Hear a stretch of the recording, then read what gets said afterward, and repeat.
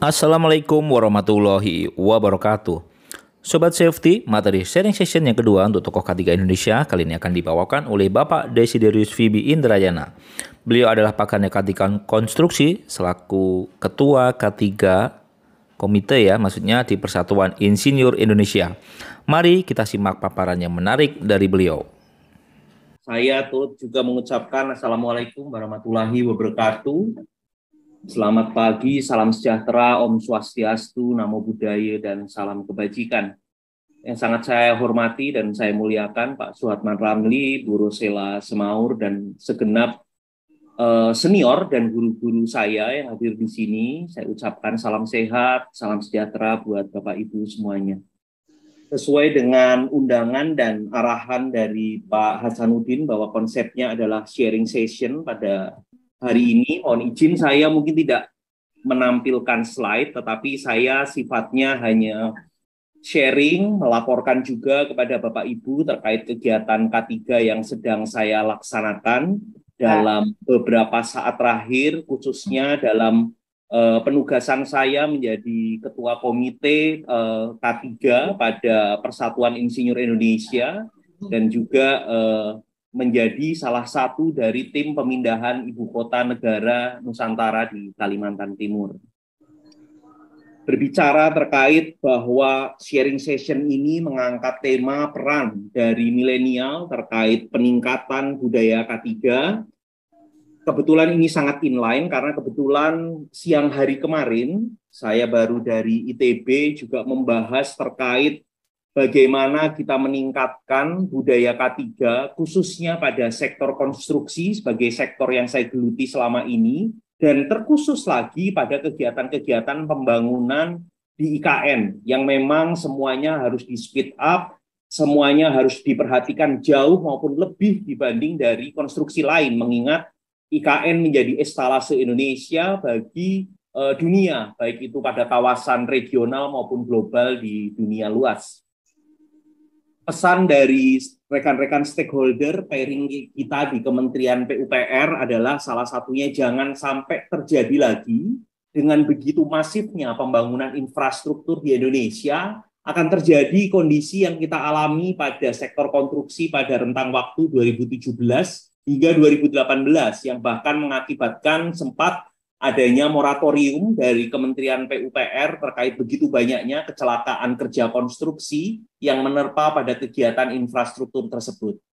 Yang menarik saya ingin sampaikan adalah kami mencoba untuk kita ingin melihat siapa sebetulnya yang paling berperan khususnya di sektor konstruksi dan memiliki deep impact terhadap penerapan SMK3 maupun SMKK yang juga publikasikan melalui Undang-Undang Nomor 2 Tahun 2017 dengan PP-nya Nomor 14 Tahun 2021 yang menjadi sesuatu yang mandatori bagi pelaku konstruksi di Indonesia saat ini. Bapak Ibu yang sangat saya hormati, saya laporkan bahwa dari penelitian dan pendalaman kami mengambil satu sintesa yang sedikit berbeda bahwa dahulu kita selalu berpikir bahwa yang paling berperan terhadap penjagaan K3 di lingkungan konstruksi adalah kontraktor sebagai pelaku.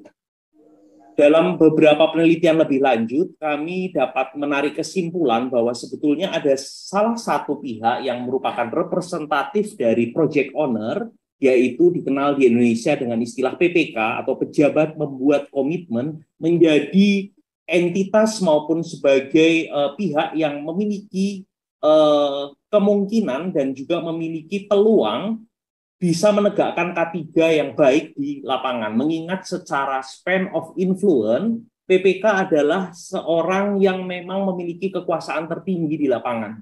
Dia di atas project manager, di atas SEM, SOM, dan dia merupakan representatif dari project owner yang memang lebih sering berada di lapangan.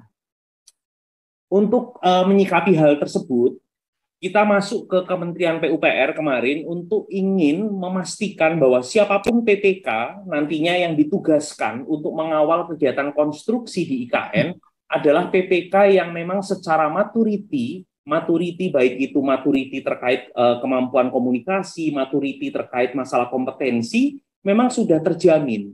Sehingga harapan kita bisa mempercayakan pengawasan proyek-proyek di IKN nantinya itu memang di tangan yang benar. Untuk itu kami mencoba memodelkan dalam kurang lebih rentang 1 tahun terakhir ini, bagaimana kita memodelkan sebuah model untuk mampu mengakses seorang PPK sebelum ditugaskan pada suatu proyek.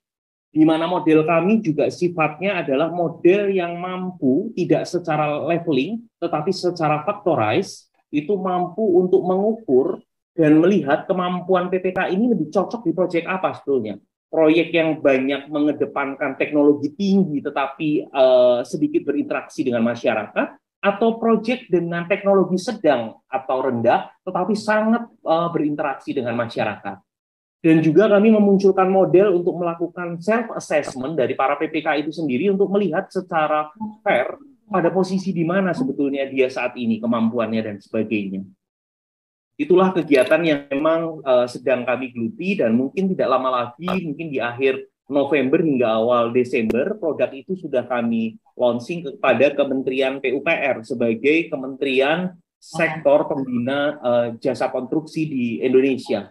Dan juga mengingat secara fenomena juga tidak hanya di Indonesia, tetapi di dunia luar, memang sektor konstruksi menempati posisi yang sangat terhormat, selalu menjadi sektor penyumbang kecelakaan konstruksi yang tertinggi. Dan juga kita juga harus akui, bicara terkait budaya safety culture atau budaya keselamatan di sektor konstruksi memang masih tergolong rendah.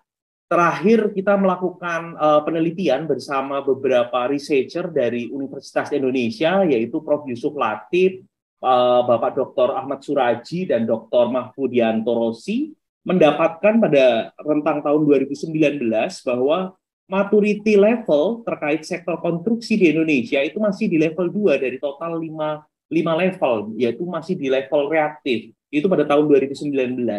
Untuk itulah kami dari segenap Persatuan Insinyur Indonesia dan Kamar Dagang dan Industri Kadin Indonesia menginisiasi untuk jangan sampai terjadi lagi adanya kondisi kolaps seperti yang kita hadapi pada tahun 2018 dan 2017, dengan salah satunya adalah mencoba melihat dan mempersiapkan para stakeholder yang akan memimpin proyek di lapangan memiliki kekuatan leadership secara safety atau safety leadership yang mature, sehingga memungkinkan akan membantu membentuk budaya keselamatan di lingkungan proyek atau di level mikro.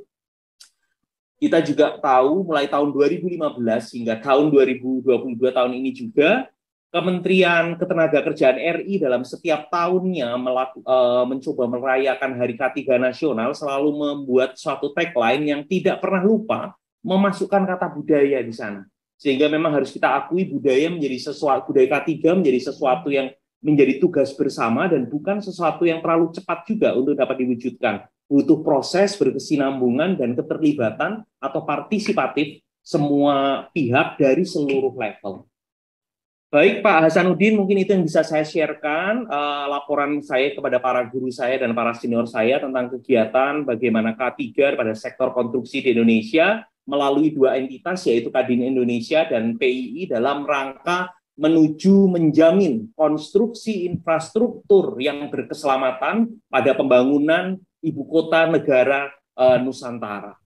Terima kasih.